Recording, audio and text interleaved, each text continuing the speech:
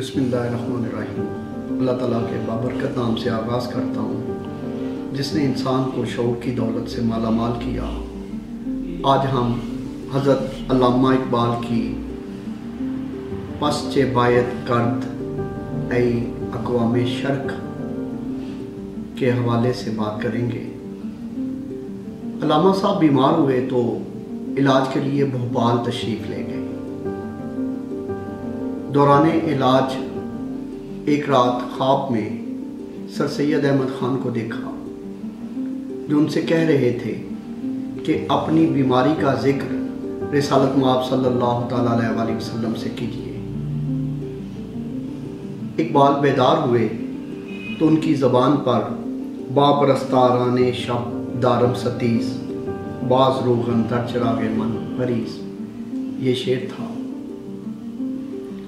علامہ صاحب نے یہاں اس مثنوی میں اپنے جذبات اور احساسات کا اظہار کیا اور برِ صغیر پاک و ہند اور خارجی ممالک کے سیاسی اور اجتماعی حالات پر اپنے تاثرات کا اظہار اشعار میں کیا جو بعد میں ایک مختصر مثنوی کی صورت اختیار کر گئی۔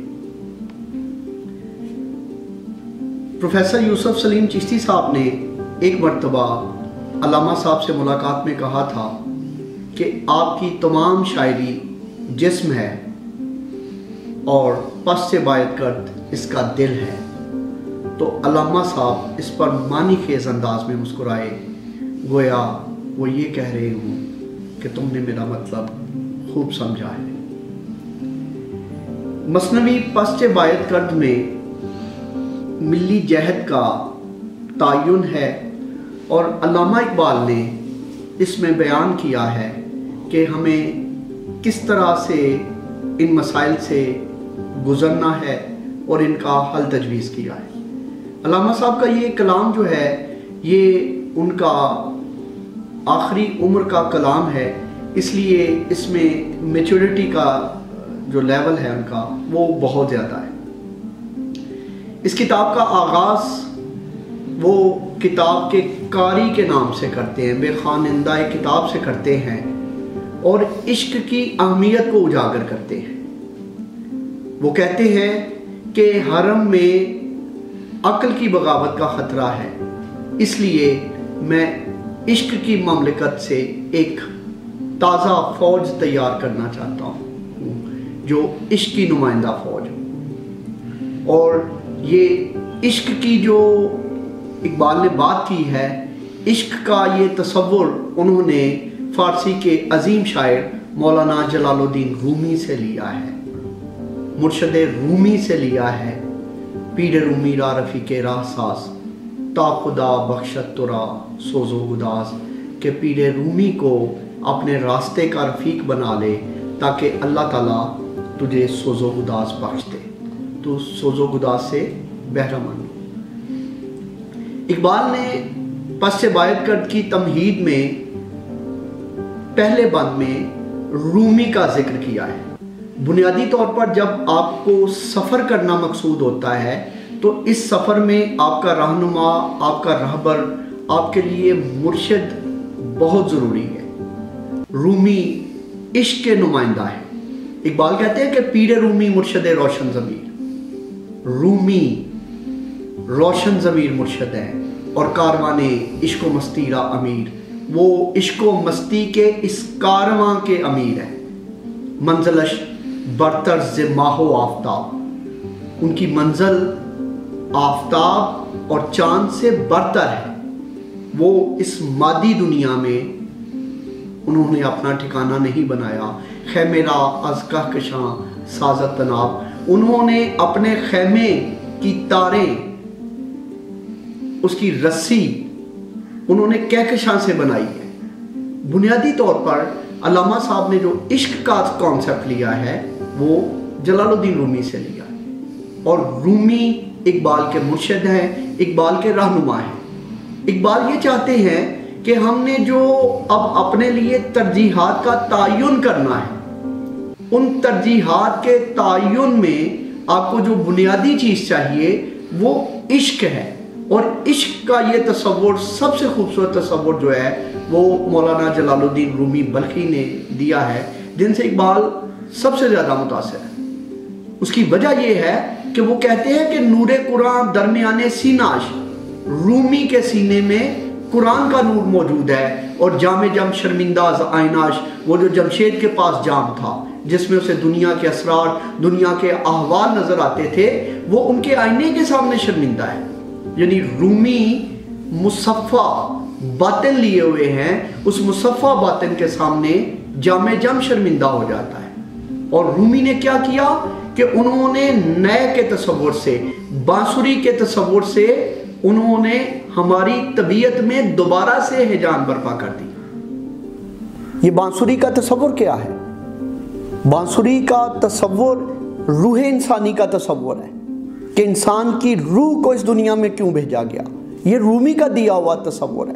اور گفت جانہا محرم اسرار شد، خاور از خواب گراں بیدار شد، انہوں نے مجھے کہا کہ اب جو روحیں ہیں، اب یہ جو لوگ ہیں، یہ محرم راز ہوتے جا رہے ہیں، اور مشرق خواب گراں سے بیدار ہو رہا ہے۔ یعنی مشرق میں ایسی تحریک پیدا ہو رہی ہے، ایسی سوچ آ رہی ہے کہ اب وہ جو خواب گراں میں لوگ سوئے ہوئے تھے، جو خواب غفلت کے مزے لے رہے تھے، اب یہ لوگ، مشرق کے لوگ اس سے بیدار ہو رہے ہیں۔ جذبہ ہے تازہ اورا دادیان، بند ہے کوہنے رابع کشادیان، انہوں نے لوگوں کو ایک نئے جذبے سے سرفراز کیا۔ اقبال کہتے ہیں کہ انہوں نے، رومی نے مجھے کہا کہ تم وہ بندے ہو جو دیار فرنگ میں رہ کے بھی فرنگیوں کی قید میں گرفتار نہیں ہوا۔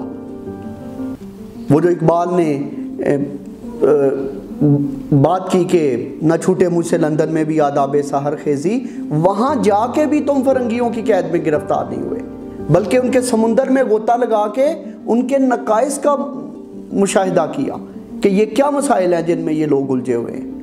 اور تم، رومی کہتے ہیں اقبال کو کہ تم دانائے راز ہو، تم اس بات کو سمجھتے ہو، دانائے اسرار فرنگ ہو، تم خلیل اللہ علیہ السلام، حضرت ابراہیم خلیل اللہ علیہ السلام کی طرح مست ہو جاؤ، اور یہ جو پرانے بت کدے ہیں، پرانے بت خانے ہیں، ان کو توڑ دو، ان پرانے بت کدوں کو توڑ دینا چاہیے جن میں یہ گرفتار ہے یہ قوم، یہ اس بت کو توڑ دینا چاہیے، پاش پاش کر دینا چاہیے۔ اور وہ کہتے ہیں کہ یہ جو جذب دروں ہوتا ہے، یہ جو ہمارا عشق ہوتا ہے، یہ امت کے لیے زندگی ہوتا ہے۔ اس جذب دروں کو، یعنی اس عشق کو لوگ پاگل پن سمجھتے ہیں، اس کو جنون سمجھتے ہیں، لیکن بنیادی طور پر یہی جنون قوموں کی زندگی کا تعین کرتا ہے۔ اس نیلے آسمان کی چھتری کے نیچے کسی قوم نے جنون کے بغیر، اس جذب دروں کے بغیر ترقی نہیں کی۔ مومن جو ہوتا ہے وہ اپنے عزم اور اپنے توکل کی بنیاد پر حاوی ہوتا ہے، طاقتور ہوتا ہے، اور اگر اس میں یہ توکل نہ ہو، اس میں یہ عزم نہ ہو، تو وہ کافر ہوتا ہے۔ مومن بننے کے لیے اس کو عزم کی ضرورت ہے، اس کو توکل کی ضرورت ہے۔ وہ خیر را او باز می داند ز شر، وہ خیر اور شر کے درمیان پہچان رکھتا ہے، اسے پتہ ہے کہ خیر کون سا ہے اور شر کون سا ہے۔ از نگاہش عالمی زیر و زبر، اور اس کی ایک نگاہ سے یہ دنیا زیر و زبر ہو جاتی ہے، وہ ایک نئی دنیا کی تخلیق کرتا ہے، اور یہ عشق کی بدولت ہے۔ کوہسار اس کی ضرب سے ریزہ ریزہ ہو جاتے ہیں، اور اس کے گریبان میں ہزاروں نئی دنیایں وجود پا رہی ہوتی ہیں۔ اقبال کو رومی یہ نصیحت کرتے ہیں کہ در چمن زی مثل بو مستور و فاش، کہ تو اس دنیا میں ایسے رہ جیسے خوشبو باغ میں رہتی ہے، وہ چھپی ہوئی بھی ہوتی ہے اور ظاہر بھی ہوتی ہے، اور درمیان رنگ پاک از رنگ باش، تو رنگوں کے درمیان ایسے رہ کہ تجھے رنگوں سے کوئی غرض نہ ہو۔ یعنی دنیا میں تو رہ رہا ہے لیکن دنیا کے سامان کی طلب نہیں ہے، جیسے باغ میں خوشبو ہوتی ہے کہ خوشبو جو ہے وہ ہوا میں ہر جگہ موجود ہوتی ہے اور وہ لوگوں کو معطر کیے رکھتی ہے. اثر تو از رمز جاں آگاہ نیست، دین او جز حب غیر اللہ نیست. تیرا زمانہ جو ہے وہ روح کی حقیقت سے واقف نہیں ہے. یہ مادی دنیا کے لوگ ہیں، مادیت کے پیچھے دوڑنے والے لوگ ہیں. یہ روح کی حقیقت سے ناواقف لوگ ہیں. اور ان کا دین کیا ہے، ان کی سوچ کیا ہے، ان کی فکر کیا ہے؟ یہ غیر اللہ کی محبت ہے، اس کے سوا کچھ بھی نہیں ہے. حقیقت میں اگر تو اللہ کے سوا ہر چیز سے بے نیاز ہو جائے، ما سوا اللہ سے اگر تو بے نیاز ہو جائے تو پھر تو کامیاب ہے. اور اگر تو دنیا سے اور اس کی مادی زندگی سے دل لگا کے بیٹھ جائے گا تو یہ ناکامی کی طرف تیرا پہلا قدم ہے. فلسفی ان رمز کم فہمی دیا. فلسفی اس رمز کو کیسے جان سکتا ہے؟ فلسفے کی مشغافیوں میں جو الجھا ہوا ہے. اقبال نے پیام مشرق میں کہا کہ بو علی اندر غبارے ناکا گو، دستے رومی پردہ محمل گریب. بو علی سینہ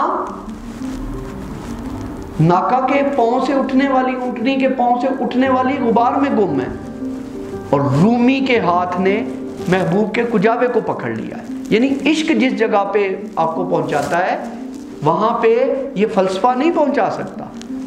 اگر خاص طور پر عقل اور عشق اگر آپس میں دوست ہے تو پھر ایک دوسرے کی موافقت کرتی ہے، ایک دوسرے کے موافق ہے. اور اگر یہ ایک دوسرے کی ضد ہے تو پھر ایک دوسرے کی دشمن بن جاتی ہے. پھر بے خطر کود پڑا آتش نمرود میں عشق، عقل ہے محو تماشائے لبے بام ابھی. پھر عشق ان میں بہت آگے کی چیز ہے، وہ آپ کو کامیابی کی طرف لے جاتا ہے. لیکن عقل جو اگر عشق کے مخالف نہیں ہے، ان میں تضاد نہیں ہے، تو وہ عشق کے لیے ایک سیڑھی کی حیثیت رکھتا ہے. اے خوشامردی کے دل را کس نہ دار، وہ کتنا اچھا مرد ہے جس نے کسی کو دل نہیں دیا. بندے غیر اللہ راز پاگشاد، اور اس نے غیر اللہ کی زنجیروں کو اپنے پاؤں سے کھول دیا. اللہ کے سوا کسی سے بھی محبت کی زنجیر کو اس نے اپنے پاؤں سے کھول دیا. اس نے اپنے آپ کو صرف اللہ تعالیٰ کی محبت کی زنجیر میں باندھا ہوا ہے، اس کے سوا اسے کسی سے کوئی غرض نہیں ہے. وہ ما سوا اللہ سے بے نیاز ہے. بال کہتے ہیں کہ سر شیری را نہ فہمت گاؤ میش. یہ گائیں اور بھینسیں یہ شیروں کے اسرار کو، شیروں کے راز کو نہیں جان سکتی. جز بے شیراں کم بگو اسرار خیش، تو شیروں کے سوا کسی سے یہ راز نہ کہے. یعنی خاصان دی گل آماں آگے نہیں مناسب کرنی، مٹھی کھیر پکا محمد کٹیاں آگے دھر دی. مولانا جلال الدین رومی نے کہا تھا کہ خوش ترن باشد کے سرے دل براں، گفت آیت در حدیث دیگراں، کہ جس کی بات ہو اسی کے لیے لپیٹ کے بیان کر دی جائے تاکہ اسی کو سمجھ آئے.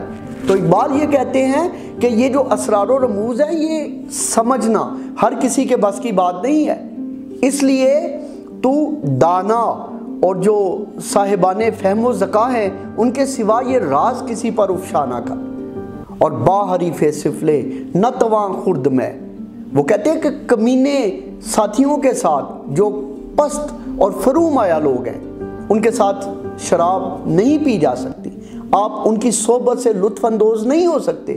یہ شراب معرفت ہے، معنوی حیثیت میں اقبال کہہ رہے ہیں. تو آپ ان کے ساتھ نہیں بیٹھ سکتے. گرچہ باشد بادشاہ روم و رہ، اگرچہ وہ روم و رہ کے بادشاہ ہی کیوں نہ ہو. یعنی اگر وہ گھٹیا پست اور فروم آیا سوچ کا حامل ہے تو اس کے ساتھ صحبت اختیار نہیں کی جا سکتی. یوسف مارا اگر گرگی برد، ہمارے یوسف کو اگر بھیڑیا لے جائے، بے کے مرد ناکسی پورا خرد، یہ بہتر ہے کہ کوئی گھٹیا آدمی اس کو خرید لے. ہمارا یوسف جو ہے اس کو بھیڑیے کا اٹھا لے جانا اس سے بہتر ہے کہ کوئی گھٹیا آدمی یوسف کو خرید کے لے جائے. یعنی جس کے لیے بات کہی گئی ہے یا جس کے لیے مناسب ہے وہ بات اسی کو زیب دیتی ہے. اور پھر دنیا کے بارے میں اقبال کہتے ہیں کہ اہل دنیا بے تخیل بے قیاس، نہ ان کا کوئی تخیل ہے، نہ ان کا کوئی قیاس ہے، ان کی فہم و فراست ہے، مس پرسیپشن کے یہ لوگ ہیں جو ہر چیز کا غلط قیاس کرتے ہیں، بوریا بافانے اطلس ناشناس۔ اور یہ اس اطلس کو کیسے جان سکتے ہیں، اس کپڑے کو جو بوریاں سینے والے لوگ ہیں، کیسے وہ جان سکتے ہیں، اس کی اہمیت کو کیسے جان سکتے ہیں؟ اور پھر وہ کوٹ کرتے ہیں کہ نالائے عاشق بگو گوش مردم دنیا بانگے مسلمانی و دیار فرنگ گز۔ نالائے عاشق بگوش مردم دنیا بانگے مسلمانی و دیار فرنگس۔ یعنی اگر آپ ان کے سامنے کوئی بات کرتے ہیں، عاشق کی جو آہوزاری ہے، عاشق کا جو نالہ ہے، وہ دنیا والوں کے سامنے ایسے ہی ہے کہ جیسے آپ یورپ میں اذان دینا شروع کر دیں، کون سنے گا آپ کی بات کو؟ کسی پر کوئی اثر نہیں ہونا۔ پھر اقبال یہ کہتے ہیں کہ مانیے دین و سیاست باز ہو، تو دنیا کے سامنے دین اور سیاست کے معنی بیان کر دیں، دوبارہ سے بیان کر دیں۔ اہل حق راز دین و حکمت باغو، اور اہل حکمت کو، اہل حق کو دین اور حکمت دوبارہ بتا دے کہ غم کھا لے۔ اقبال یہ رومی کا یہاں شعر کوٹ کرتے ہیں کہ غم خورو نانے غم افزایاں مخور، کہ تو غم برداشت کر لے لیکن نانے غم افزایاں مخور، کہ تو غم کھا لے لیکن جو غم کو بڑھانے والے ہیں ان کی روٹی نہ کھا۔ زن کے عاقل غم خورد کودک شکر، اس لیے کہ عقل مند آدمی غم کھاتا ہے، غم قبول کر لیتا ہے، اور بچہ شکر قبول کرتا ہے۔ یعنی یہ مشکل مرحلہ ہے لیکن عاقل کے لیے غم زیادہ بہتر ہے بجائے اس کے کہ وہ آسانی کی طرف جاتا ہے۔ اقبال اس میں اپنے دستے طلب کو محدود کرنے کا مشورہ دیتے ہیں، یہ تلقین کرتے ہیں۔ عرفی شیرازی نے کہا تھا کہ اقبال کرم می گزد ارباب ہمم را، ہمت نہ خورد نیشتر لاؤ نام، کہ کرم کا قبول کرنا ارباب ہمت کے لیے تکلیف دہ ہوتا ہے، کیونکہ ہمت، صاحب ہمت لوگوں کی ہمت جو ہے وہ ہاں اور نہیں کے نشتر کو قبول نہیں کر سکتی۔ اور اقبال پھر یہ کہتے ہیں کہ خرقے خود بارس بردوش فقیر، فقیر کے کندھوں پر تو جو خرقہ ہوتا ہے وہ بھی اس پر بوجھ ہوتا ہے، وہ جو اس نے لباس پہنا ہوا ہے وہ بھی اس پر بوجھ ہے۔ چون صبا جز بوئے گل سامان گیر، تو صبا کی طرح، باد صبا کی طرح باغ سے سوائے پھول کی خوشبو کے کوئی سامان نہ لے۔ باد صبا باغ میں آزادانہ پھرتی ہے، آزاد منش ہوتی ہے، اور وہ باغ سے سوائے خوشبو کے کچھ بھی نہیں لیتی۔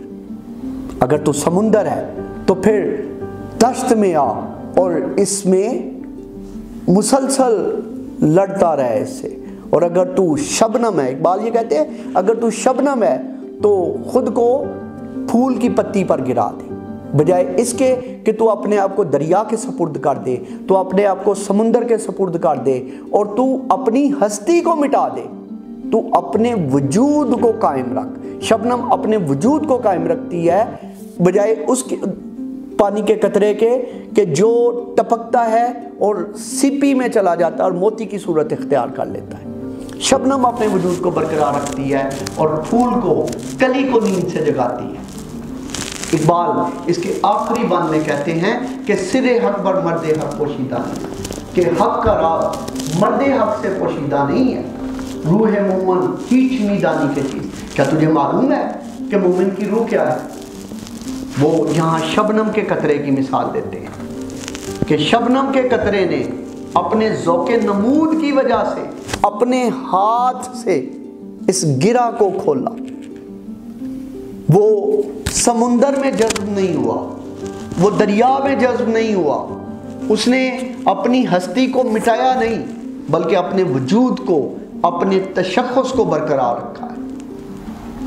وہ کہتے ہیں رخ سوئے دریائے بے پایاں نہ کر، اس شبنم کے قطرے نے اپنا رخ بے پایاں سمندر کی طرف، لامحدود سمندر کی طرف نہیں کیا، اور خیشتن را در صدف پنہانا کرد. اس نے اپنے آپ کو سپی میں نہیں چھپایا بلکہ اپنے وجود کو، اپنی حیثیت کو، اپنے تشخص کو قائم رکھا ہے. اندر آغوش سحر یکدم، وہ سحر کی آغوش میں ایک لمحے کے لیے شبنم کا قطرہ تڑپا اور تابقہ میں غنچۂ نو رست کی. تب جا کے اس نے اس کلی کو نیند سے جگایا، تب جا کے اس نے اپنے مقصد کو پورا. اقبال نے تمہید میں عشق کی بدولت اور اپنے مرشد رومی کی رہنمائی میں اپنی ذات کے ادراک کی بات کی، اپنے تشخص کی بات کی ہے، اجتماعیت میں ہوتے ہوئے انفرادیت کی بات کی ہے کہ آپ کو اپنے وجود کا احساس ہونا چاہیے. کسی در سینے میں گوید کہ ہستم، کوئی میرے سینے میں مجھے یہ بات کہتا ہے کہ میں ہوں. اور یہی اقبال کا خودی کا تصور تھا، یہی عرفان ذات تھا، یہی اپنی پہچان تھی، یہی سیلف ریکگنیشن تھی. Thank you very much.